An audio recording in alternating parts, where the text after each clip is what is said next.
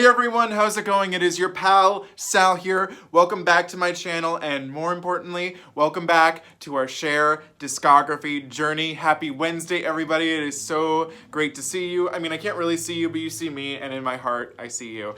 But today is a really fun day, so we are still really early in our Cher discography journey, but at the end of the day, it's all good, it's all well. So last week, we tackled Cher's debut studio album, All I Really Want to Do, and I have to say, it's just a little follow-up. Some of the songs have grown on me a lot more. It's still not exactly, I figured with these earlier albums I wasn't going to be as into them, but regardless, some of them have grown on me. What was it? I forgot the one that was like growing on me, but it's like the one that's based on some form of history. What is it? The Bells of Rimini. Growing on me. I'm starting to like it. So just so you know, there's that. So today we are tackling Cher's second studio album, which is promptly titled The Sonny Side of Chér. I mean, as we all know, we know where this namesake comes from. But this album was released on March 28th of 1966, so a couple of months after the original. I made a slight mistake. No one came for me in the video, but I said that the All I Really Want to Do came out a few months after Look at Us, and in fact, it came out just a few weeks after Look at Us, so fixing that here right now. But this album did chart on the Billboard 200 at number 26, and it spawned two singles, which included a song called Where Do You Go, which charted at number 25, and one of Cher's biggest hits to date, Bang Bang, My Baby Shot Me Down, which charted at number 2. So out of this album, this is an 11-track album, 12, I'm sorry, it's 12.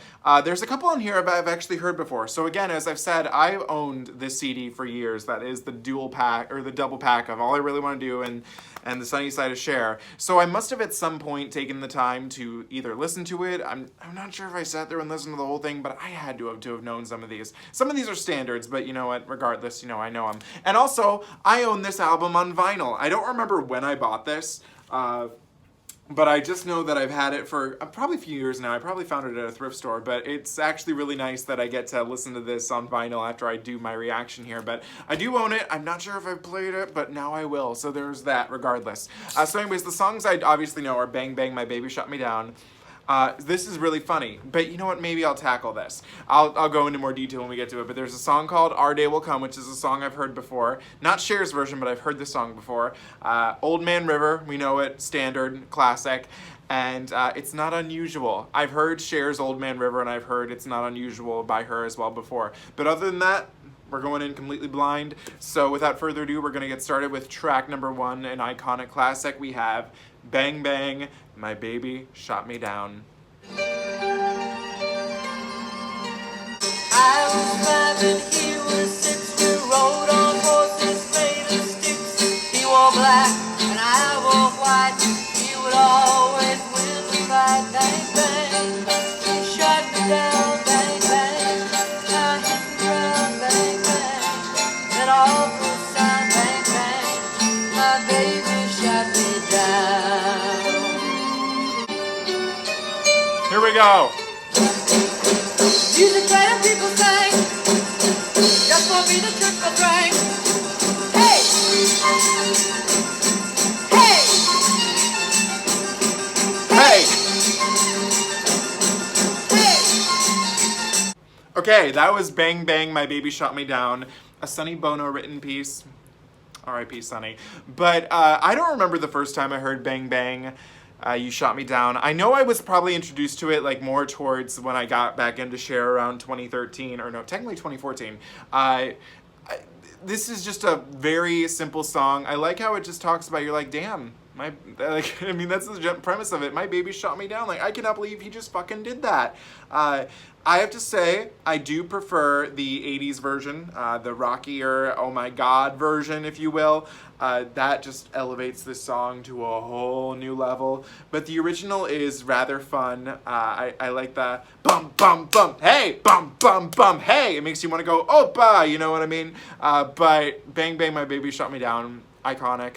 The one thing is that this song is very well known. It's been covered, I mean, Lord knows how many times, but I only ever want to hear Cher sing it, and I love it. Track number 2 is called A Young Girl, Enfante? Oh no, Une Infante? Oh, let's just go.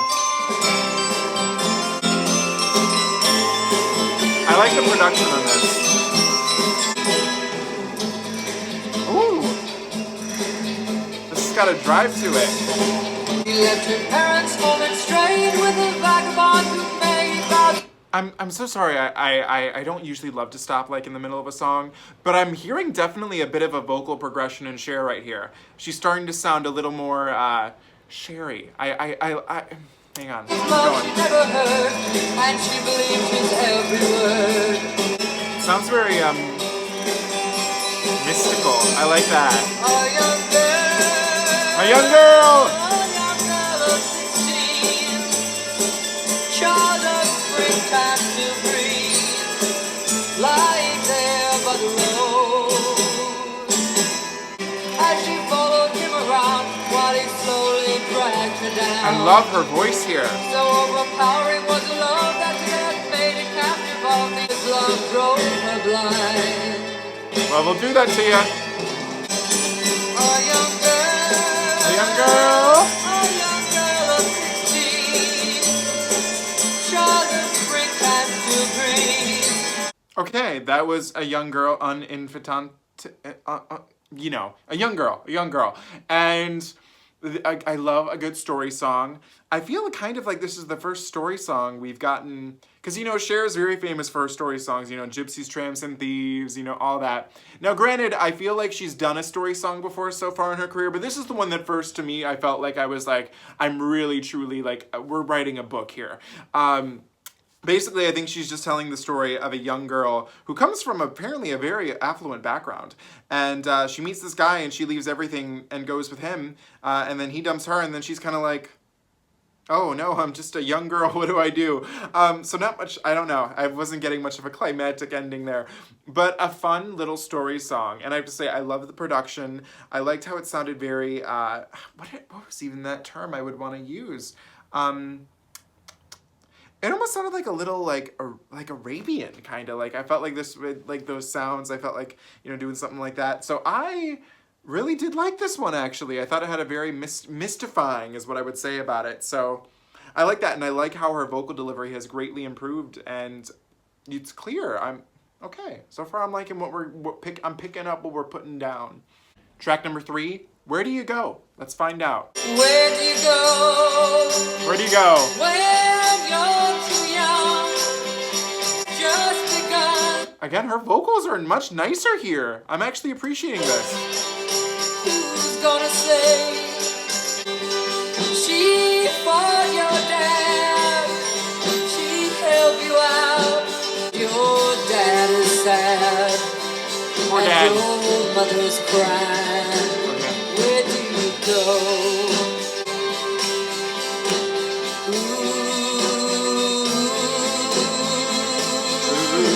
I like that.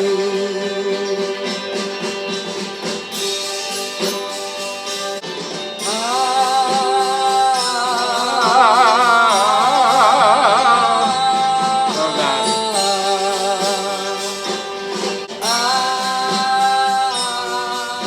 I like the drum. Okay, Where Do You Go was actually a rather interesting piece. So I forgot to mention, well, I did at the beginning, but I didn't realize until halfway through the song. This was the lead single for the album, and again, this one charted at number 25, and this one was also written by Sonny, and you know how I feel. I like my Sonny Bono compositions for these earlier material. And I really did like this one. Again, this is a very simple song about, like, when you're in these times of, like, whoa, like, man, I am just, like, I don't know what to do. Where do you go in those times? This song doesn't really seem to answer that question all that well, but I don't think that was its goal. It just sounds very, again, this one has a very mystifying sound to it. I really did appreciate that. And what's weird, too, is that this track sounded very, not necessarily like modern like today, but it didn't sound dated. I felt like its production felt very timeless. You know, which is something I couldn't really say about Cher and Sonny's material up until this point. But this one just definitely feels, you know, like something like Bob Dylan's Blowing in the Wind. You know, it's just blowing in the wind. It's there. It'll always be there. It's a part of us. So I liked this one, and it's really interesting that this was the lead single. And I can kind of see why. It's a good song. Track number 4 is called Our Day Will Come. I have a funny little thing to say about this song before we listen to it real quick. So when I pulled this up, I was like, the track listing, and I just looked at the names of the songs, and I was like, this title, Our Day Will Come, sounded so familiar to me. And I was like, why do I know this song? I could not tell you how it goes, but I know I've heard it before. And after some research, I found out that I've reacted to this song before when I tackled Christina Aguilera's demo album, Just Be Free. She does a cover of this, and from what I remember, I didn't really love it. But let's take a little listen to Cher's version. So this is kind of my second time hearing Our Day Will Come. And you love me. Loves her. Our day will come if we just wait a while. Okay, that was Our Day Will Come, and I have to say, you know, I don't think I was that impressed by the Christina Aguilera version, and I didn't really care for Cher's version. I don't know, I guess it's just, you know, I know that this is like a classic, you know, like I believe, when is the song actually originally from? I'm assuming it's a 60s song, but I could be wrong. It's from, yeah, the 60s. I don't know. This song doesn't do a whole lot for me personally. Cher's version was fine, but I mean, it sounded like another song from the first album that I could have, you know, taken or leaving, you know what I mean? But yeah, that's Our Day Will Come, and it's okay to me. Track number 5 is a really fun title. It's called Elusive Butterfly, much like an elusive chanteuse. But here we go, Elusive Butterfly. You may see the floating motion of a distant pair of wings, and if the sleep has left your ears, you might hear footsteps running through an open meadow. Even called your name as I ran searching after something to believe in. You might have seen me running through the long abandoned ruin. Okay, that was Elusive Butterfly, and I liked this one lyrically. I like how it's kind of talking about that love is kind of like a butterfly, and you gotta catch it if you can, because it's just gonna pop, move, keep going. At first I thought Cher was saying she was the butterfly, but then at the end she was saying that she was gonna catch the butterfly, so I was like, okay. Vocally, I felt like this one was, I found that in this track in the last few, or technically the last one as well, we're kind of reverting back to a little bit of her styling in the older albums. Or I like how I'm saying albums, like we just haven't done two. But I didn't love it. Again, it sounded like another passable track from the first one. Take it or leave it, I guess. So I have to make a small confession here. I just filmed my reaction to track number 6, Like a Rolling Stone, and I totally forgot to press record. So I actually just listened to it. We're gonna listen to it again, and I feel so bad for this. But so this is not my technical first reaction to it, so this is my second time listening to this. I'm so sorry.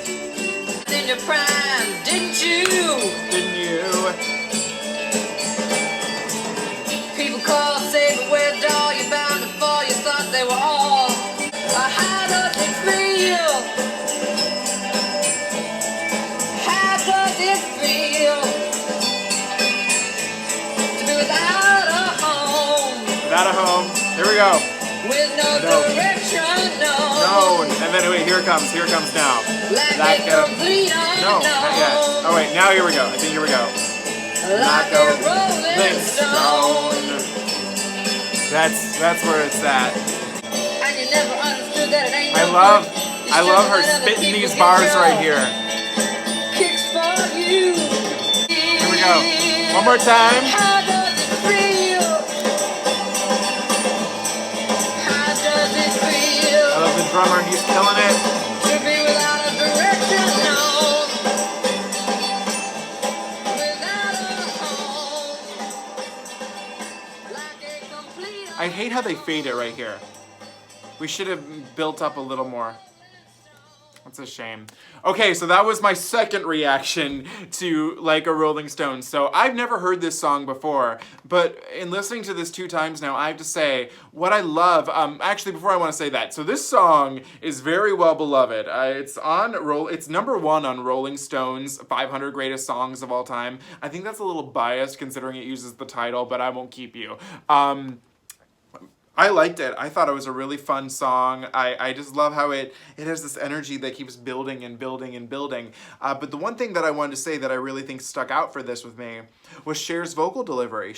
You could tell. I have to say, this is probably the most honest vocal we've gotten from Cher, in my opinion, because she sounds really passionate singing this song. Like, you can tell she really likes it. So, and because of that, I really liked it. She sold it. So I have to say, Cher's Like a Rolling Stone cover, it's good. And I liked it, so I've never heard the original, but I'm happy to have known it now. I thought it's a very infectious song, so I enjoyed it. Track number 6 is where side A ends of the LP, and now we are on to the second half, so this is track number 7, a standard, a show tune, if you will, from, I believe, the musical Showboat. I'm not crazy, right? It's from Showboat.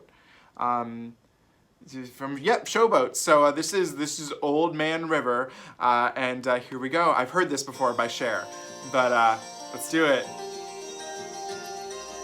Old Man River, that old man river. I didn't remember that.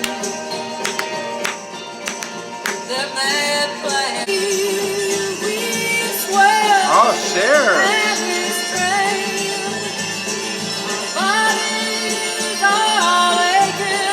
Whoa! Damn.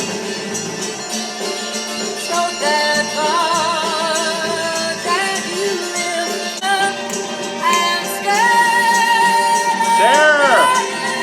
Yes! Oh my.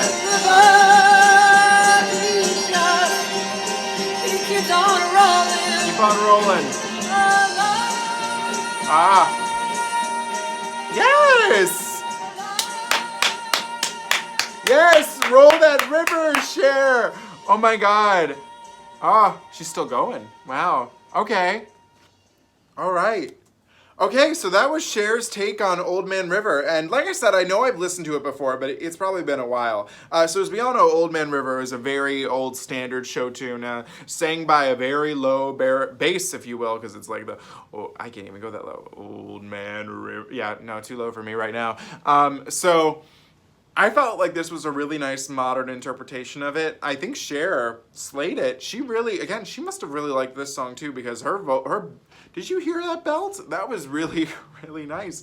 Oh my, Sherilyn! Wow, okay.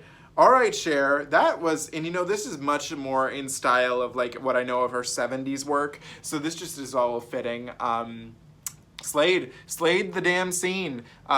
She saw the old man on the river and she sang to him, and we appreciate her for it. One little joke, this is something that I always think about whenever I hear Old Man River, but me and my friend Kate, I don't know what prompted this one time, but we changed Man River, and sometimes we just sing, we're like, and I don't know how this happened, but every time I hear this song, it's just what I think of it, and we just go, Old Joan Rivers, that old Joan Rivers. It's just like something stupid that we've made up, but Old Joan Rivers, Old Man River, we love it all. Track number 8, Come to Your Window, which is an interesting title, but here we go. Don't let me go away to face a new tomorrow. Back where you brought me from, when I was glad to come into the early days. I spent the lonesome evening hours praying that you will change your mind. Okay, that was Come to Your Window, and I have to say, this is one that I'm a tad little torn on, because production-wise, I was loving it. I was loving the vibe, a little dancey dance. Lyrically, I was not following as well as I would have liked to. But, you know, the vibe was nice. And, you know, sometimes that's the vibe, so I'm gonna put a like next to it. I think after a few more listens, I'll get into it. Not my favorite, but I didn't just enjoy listening to it. Track number 9 is called "The Girl from Ipanema." Ipanema? We'll hear it, I guess. Ooh. I like the vibe already. Tall and tan and young and lovely, the girl from Ipanema. I like those with the talent and love and okay. Goes walking, and when she passes, each one she passes goes oh, but he watches so sadly. Lovely, the girl from Ipanema goes walking, Ipanema. and when she passes, he smiles, but she doesn't see. Okay, so I want to get this out there. Ipanema, the girl from Ipanema. So, where is Ipanema? Let's find that. Ipanema.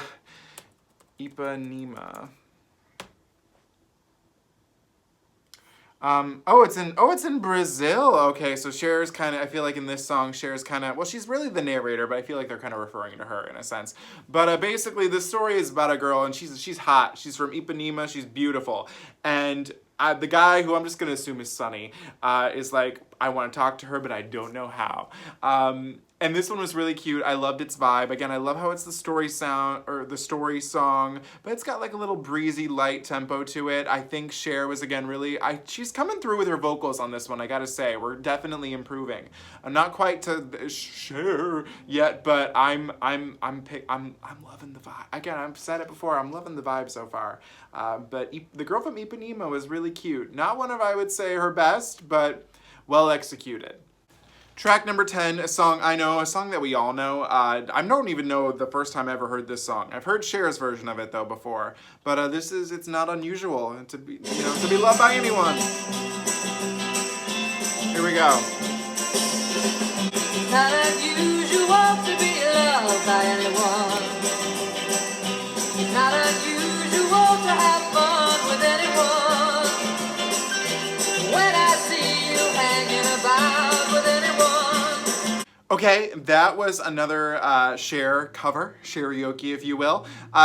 This one, like I said, I've heard this one before. I remember this one just a tad more vividly. I don't think it strays a lot from the original. Now, granted, I'm sure I've heard the original, but it's fine. I think Cher, you can tell she likes this one, and I think because it doesn't stray too much from it, you just have to kind of like it. I mean, could she maybe have been a little more inventive with it? Maybe, but I'll take it as it is. I think it fits. Again, I like the vibe, so I do like it. It's not unusual. Track number 11, Time. Here we go. At all. Okay. Some roads lead forward, some lead back.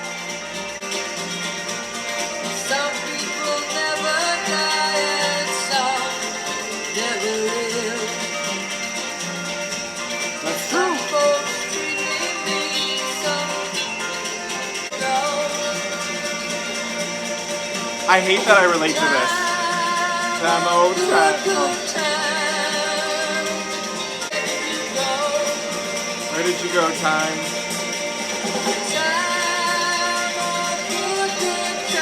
Good time. Where did you go? Time.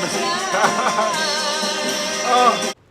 Okay, that was Time, and so far I think out of her earlier stuff, this might be the Cher song that I relate to the most, because as an aging gay man, as we all are, you're just like, oh my god, Time, where did you go? Like, there's so many things that are just so bizarre to me. Like, the fact that 2011, in January of 2011, is now 10 years ago to me is like, Jesus Christ. And this album's from 1966, so it's 76, 86, 96, 2006.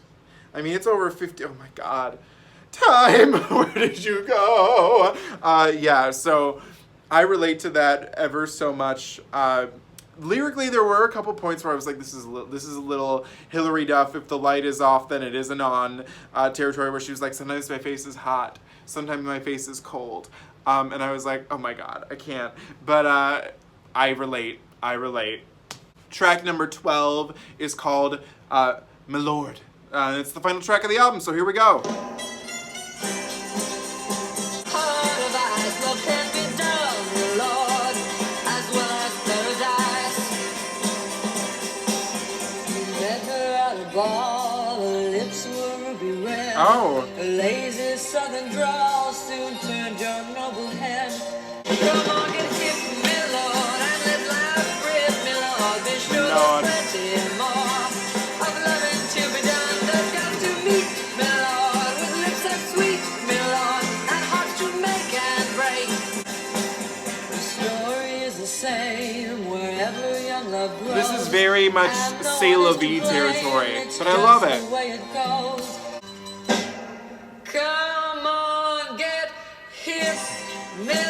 Oh my God. And let life rip, Milord. Be sure there's plenty, Lord.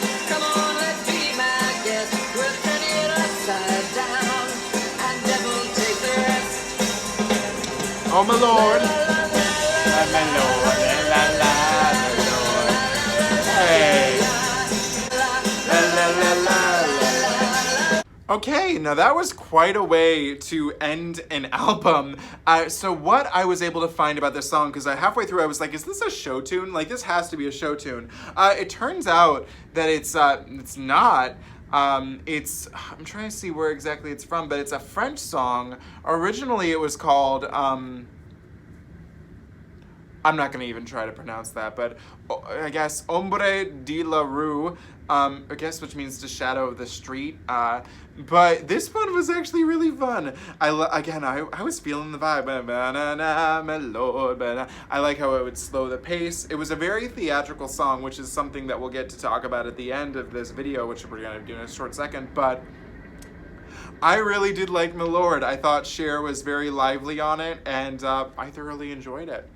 Okay guys, we did it. We officially finished Cher's second studio album, The Sonny Side of Cher. And I have to say, this kind of was the sunny side indeed. I have to say, this album is a vast improvement over the first one in my eyes. What I loved about it is that we kind of got rid of the more folky rock type stuff. It's still there, and I don't hate it, but this album I felt was much more theatrical in tone. I thought the production was a little more beefed up. I really thought everything was expanded upon with everything. And even the songs that kind of reminded me too of the first album, which were Our Day Will Come and Elusive Butterfly, the only two that I didn't put a like next to.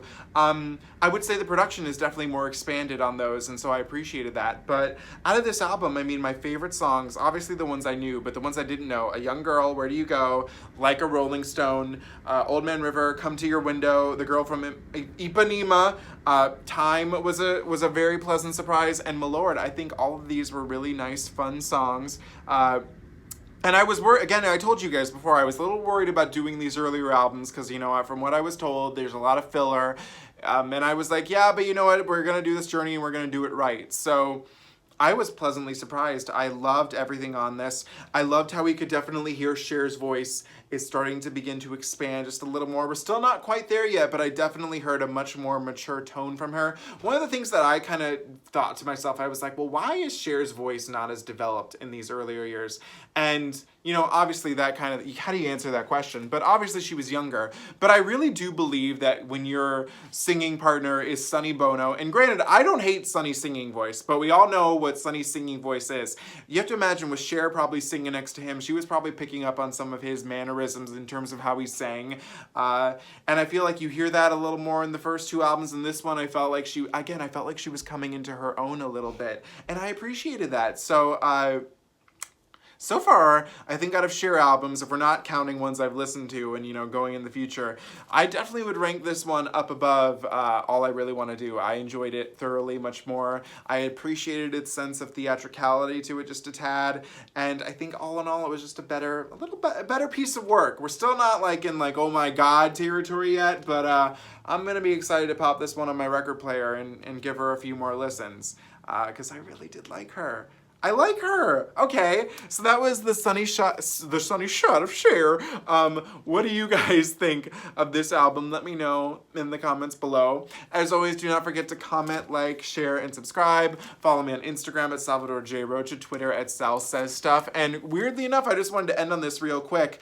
Cher posted on Twitter recently. She was like, I've been thinking of doing a virtual. Yeah, also, if I ever do a Cher voice, which I'm gonna try and refrain from doing, my Cher voice is literally a mixture of Stephanie J. Blocks from the Cher Show and Kathy Griffin's, mostly Kathy Griffin's right now, but Cher voice. So she was like, I've been thinking about doing a virtual concert. Problem is, I've been singing for 50 fucking years. I don't know what to do. What are the songs that you would like to hear sung in that concert? I posted mine on my Instagram, but for me, some of the ones I would like to hear are One by One, Love is the Groove. So let me know what you would like to hear in the comments below. So thank you guys so much for watching. I always end on a pun. What do I want to say? Where do we go from here? Well, we'll go to next Wednesday when we tackle Sonny and Cher's second studio album, which is called The Wondrous World of Sonny and Cher. So I'll see you guys then. You have a great day. Bye. Thank you so much for watching. I'll see you soon. See ya. Bye.